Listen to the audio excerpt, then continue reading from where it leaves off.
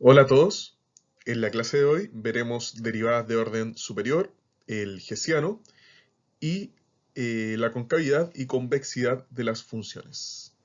Bueno, ¿qué son las derivadas de orden superior? La derivada de orden superior es la posibilidad que nos entrega una función de continuar derivando tantas veces como podamos, ¿ya? En general, las funciones pueden tener distintos exponentes de cada una de sus variables independientes.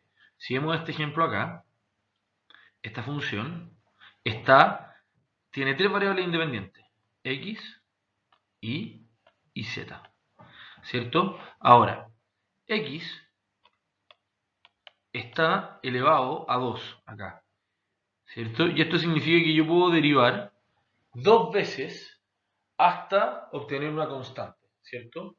Y está elevado a 5 acá.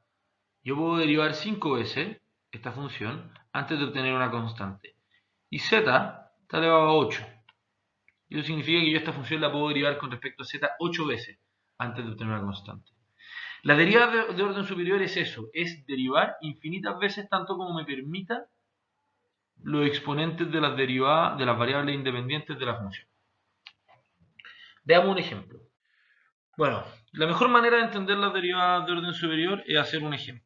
¿Ya? Tomemos la función que tenemos acá, ¿cierto? Y derivémosla con respecto a la derivada de orden superior que nos entregan acá.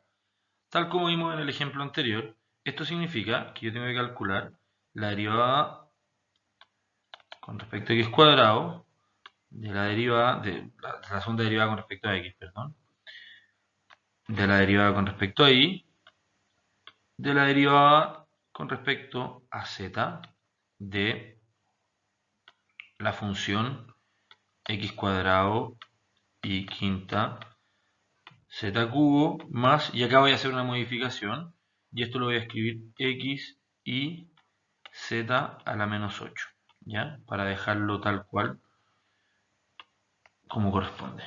Entonces, vamos uno por uno. Primero vamos a calcular la primera derivada, ¿cierto? Que es lo que está acá adentro. Tal como vimos anteriormente, las derivadas de orden superior se evalúan de fuera hacia adentro. La derivada de eso con respecto a z va a ser 3x cuadrado y quinta z cuadrado menos 8 x y z a la menos 9, ¿cierto?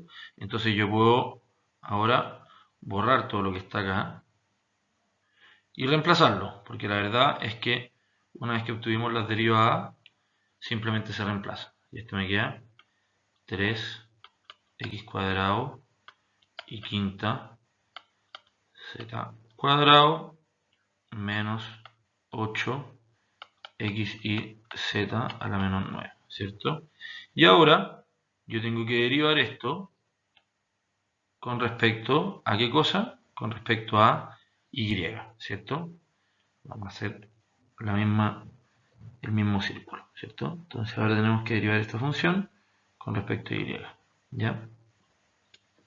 Y esto, como siempre, la derivada con respecto a y nos va a quedar 3 por 5x cuadrado y cuarta z cuadrado menos 8x z a la menos 9, ¿cierto? Y esto de acá lo vamos a corregir, va a quedar como 15, ¿cierto?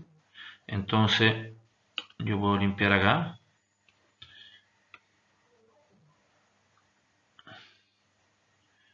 y esto no es otra cosa que derivar, que lo que nos queda ahora es que tenemos que derivar dos veces 15x cuadrado y cuarta z cuadrado menos 8x z a la menos 9, ¿cierto?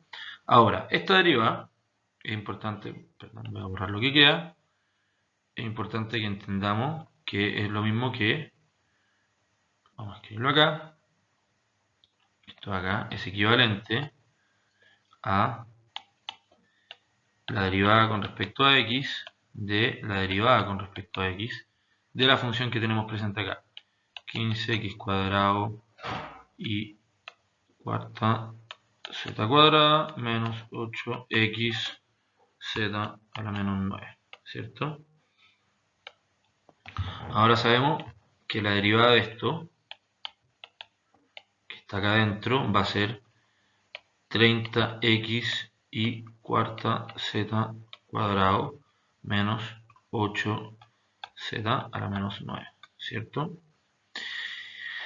Y a su vez, la derivada de esto va a ser simplemente, la derivada de esto con respecto a x va a ser simplemente 30 y a la cuarta z cuadrado. ¿Y por qué? Porque lo que está acá es una constante, ¿cierto?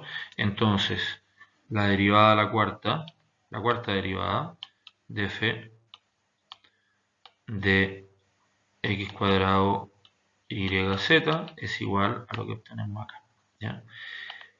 Es importante entender algo. Las derivadas de orden superior cumplen las mismas propiedades que vimos de las derivadas de segundo orden en cuanto a las derivadas cruzadas, ¿ya? Voy a borrar acá para que veamos una propiedad muy importante.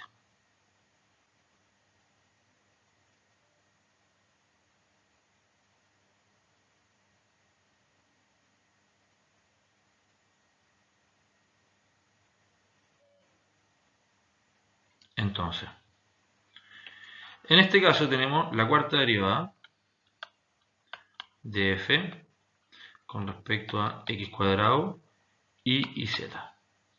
Es importante entender que este valor es igual a la cuarta derivada de iz cuadrado o a la cuarta derivada de i x cuadrado z o la cuarta derivada de z x cuadrado y como quieran seguir. El orden de derivación no afecta el resultado de la derivación. Eso es una propiedad matemática que se cumple en las derivadas de segundo orden y en las derivadas de orden superior.